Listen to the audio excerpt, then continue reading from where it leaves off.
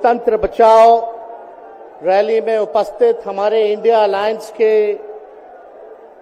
सभी हमारे नेतागण, कार्यकर्तागण, पदाधिकारीगण, दिल्ली, पंजाब, बिहार से आए हुए सभी हमारे अभिभावक, बुजुर्ग, माताएं, बहनें और नौजवान युवा साथी, आप सबका इस रैली में हम स्वागत करते हैं। आप सब लोगों का अभिनंदन करते हैं। ये दिल्ली की भीड़ बता रही है कि मोदी जी जिस तरह से आंधी की तरह आए थे उसी तरह तूफान की तरह चले जाएंगे। पहला रैली हम लोगों ने पटना में किया, दूसरा बॉम्बे में किया और तीसरा आज जो है दिल्ली में हो रहा है। और मैं बता दूं, देश के कोने कोने में जहां भी हम लोग जा रहे हैं वहां जनता का साथ, आशीर्वाद मिल रहा है। आज हम सब लोग एकजुट हुए हैं देश के लोकतंत्र, देश के संविधान, देश के भाईचारा को बचाने के लिए। जिस हिसाब से देश में बांटने का काम किया जा रहा है, भाई को भाई से लड़ाया जा रहा है, नफरत की राजनीति की जा रही है, उसलिए हम सब नेता आपकी लड़ाई के लिए हम सब लोग आए हैं और आपकी लड़ाई लड़ रहे हैं। और हम लोग सब लोग चाहते हैं कि इस लड़ाई में आपका साथ मिले, आपका आशीर्वाद मिले और आपका प्यार मिले। जो लोग नारा लगाते हैं अब की बार 400 पार,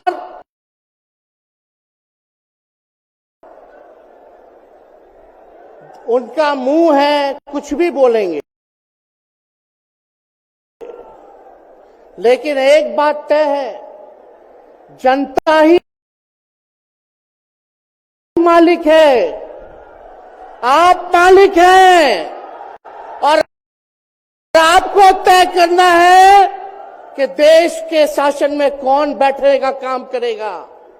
आज यहां दिल्ली की जनता से पूछना चाहते हैं, वो लोग नारा लगा रहे हैं, टारगेट फिक्स कर रहे हैं, अब की बार 400 पार। ऐसा लग रहा है कि पहले से ही ईवीएम सेटिंग हो चुका है।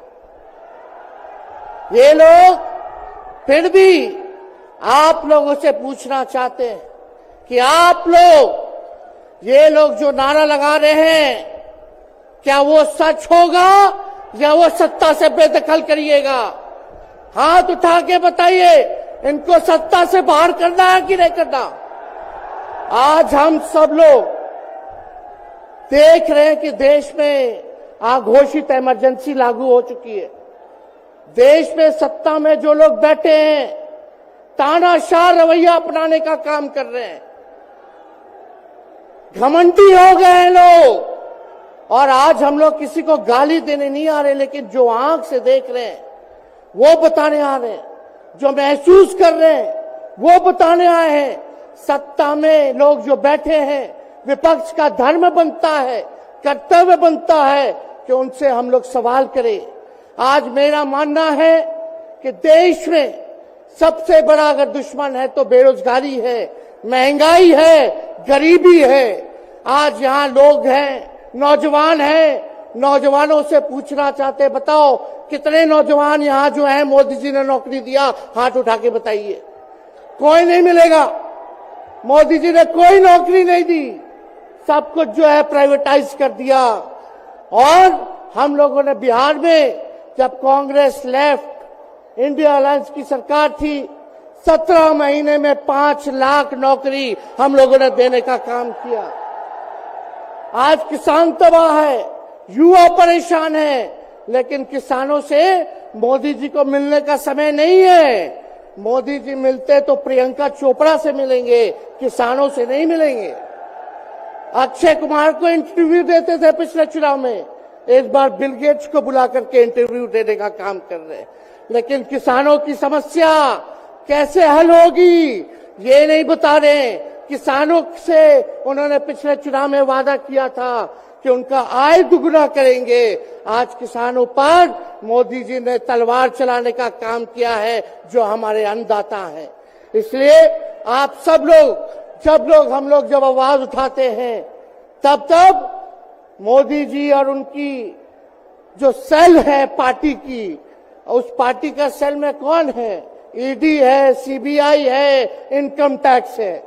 लालू जी को तो कई बार सताया गया, मेरे ऊपर मुकदमा किया गया, मेरी मां पर, मेरी बहनों पर, मेरे जीजाओं पर, मेरे पिता के जितने संबंधी थे सब पर केस मुकदमा किया। अभी बिहार चले जाइए, कई हमारे नेताओं पे छापेमारी चल रही है, कई जगह ईटी का रेड चल रहा है, आईटी का रेड चल रहा है, लेकिन हम लोग घबराने वाले लोग नहीं। आज देश में जिस हिसाब से हेमंत सोरेन जी को और अरविंद केजरीवाल को गिरफ्तार करने का काम इन बीजेपी के लोगों ने किया है, तो उनको हम बता दें कि इनके गीदड़ भपकी से हम लोग डरने वाले नहीं हैं। हम लोग संघर्ष करने वाले लोग हैं, और पिंजरे में तो शेर ही को कैद किया जाता है। सब लोग शेर हैं, आप लोगों ने ताकत दिया है, आपकी लड़ाई हम लोग लड़ रहे हैं। कंस राज आप लोगों ने देखा होगा, जब कंस को किसी से तकलीफ होती थी, डर लगता था, तब जेल में लोगों को बंद कर दिया जाता था। लेकिन जेल जाने से यहां कोई डरने वाला नहीं है। कितने लोगों को जेल भेजोगे? लेकिन जब जनता जब जवाब देगी, जब वोट का चोट दीजिएगा, तो मोदी जी हाथ मलने का काम करेंगे, सत्ता से बेदखल हो जाएंगे। इसलिए ये अपनी ताकत को पहचानिएगा। सब लोग चुनाव के समय आप सब लोग पोल कीजिएगा, वोट दीजिएगा, लोगों को भी वोट दिलाने का काम कीजिएगा। बीजेपी के लोग झूठ बोलने वाले लोग हैं।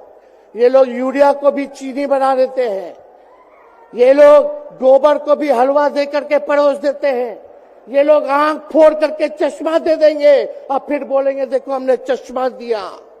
ये झूठी पार्टी है, इसलिए इन पे विश्वास मत कीजिएगा। मोदी जी कहते हैं कि उनका गारंटी मजबूत गारंटी है, गारंटी की बात करते हैं। हम बोलते हैं मोदी जी की गारंटी वैसी ही गारंटी है जैसे चाइनीज माल होता है, 2-4 बार इस्तेमाल करोगे और वो गारंटी जो है खत्म हो जाता है, टूट जाता है, खराब हो जाता है। तो जब तक चुनाव है तब तक ही मोदी जी की गारंटी है, बाकी कुछ नहीं। 2 करोड़ रोजगार का क्या हुआ, 15-15 लाख रुपए का क्या हुआ, ये जवाब नहीं देने वाले, लेकिन हमेशा जो है प्रोपेगेंडा चलाने का काम करते हैं और लोगों को भटकाने का काम करते हैं। इसलिए आप सब लोगों को सावधान रहना पड़ेगा। इनके झूठ पे आप लोग विश्वास मत कीजिएगा। और हम सब लोगों ने आज तस्वीर देखा, आज तस्वीर क्या देखा कि आज महामहिम राष्ट्रपति जी अडवाणी जी को भारत रत्न देकर के सम्मानित कर रही थी। मोदी जी अडवाणी जी के बगल में बैठे हुए हैं, राष्ट्रपति खड़ा होकर के सम्मानित कर रहे हैं, लेकिन मोदी जी खड़ा भी नहीं हुए, राष्ट्रपति के सम्मान में खड़ा भी नहीं हुए। इससे पहले भी हम लोगों ने तस्वीर देखी कि राष्ट्रपति पीछे पीछे चल रही है, मोदी जी आगे आगे चल रहे हैं। ये हम आप सब लोगों को बताना चाहते हैं कि इनका संविधान पे कोई विश्वास नहीं है। ये लोग नागपुरिया कानून को लागू करना चाहते हैं, आरएसएस के एजेंडे को लागू करना चाहते हैं। इसलिए ज्यादा कुछ ना कहते हुए एक आंकड़ा हम जरूर बताना चाहेंगे। देश में इंटरनेशनल लेबर ऑर्गेनाइजेशन ने सर्वे किया है, उसमें आंकड़े हैं कि आज देश में बेरोजगारों में से 83% युवा है। पढ़े लिखे युवाओं में बेरोजगारी लगभग 65% है। ग्रामीण क्षेत्रों में सिर्फ 17.5% युवाओं के पास ही काम है।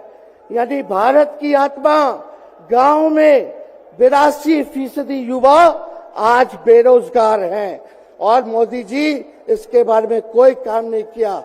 आप एक बार विश्वास कीजिएगा, अगर इंडिया सरकार की अलायंस की सरकार बनती है तो नौजवानों को हम लोग नौकरी देने का काम करेंगे, बेरोजगारी को दूर करेंगे। और जाते जाते बहुत सारे नेताओं को बोलना है, लेकिन एक अंत हम करेंगे एक गाने के साथ। और आप लोगों ने गोविंदा का फिल्म का एक गाना सुना होगा कि तुम तो धोखेबाज हो, वादा करके भूल जाते हो। रोज रोज मोदी जी तुम ऐसा करोगे, रोज रोज मोदी जी तुम ऐसा करोगे, जनता जो रूठ गई तो हाथ मलोगे।